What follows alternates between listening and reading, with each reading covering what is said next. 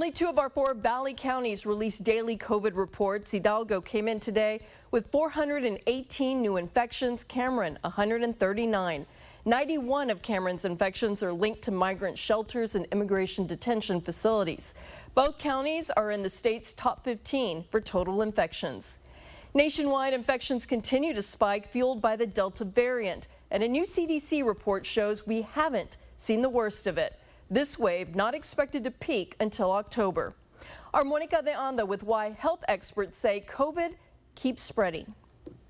Christine, it really comes down to vaccines. UT Health Rio Grande Valley's Chief Medical Officer, Dr. Michael Dobbs, saying the more people we vaccinate, the less opportunity the virus has to mutate. COVID-19 has transformed the way we live, and while there's tools to fight it, the virus keeps evolving. A virus requires a living host to reproduce, and the host for the virus that causes COVID is human beings. At this point, Dr. Michael Dobbs says that host is primarily unvaccinated people. Essentially, when the virus is inside an unvaccinated body, since they don't have immunity from the COVID shot, there's a chance it can reproduce and change, creating a mutation.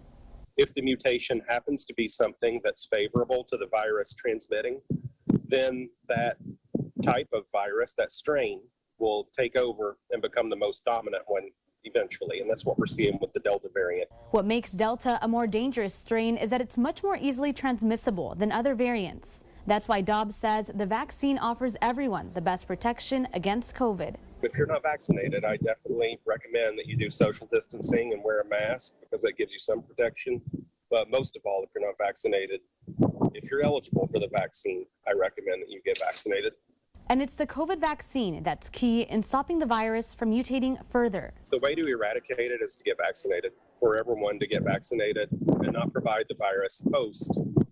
Although case counts and hospitalizations are up, Dr. Dobbs doesn't expect that we'll see a surge that will overwhelm hospital resources.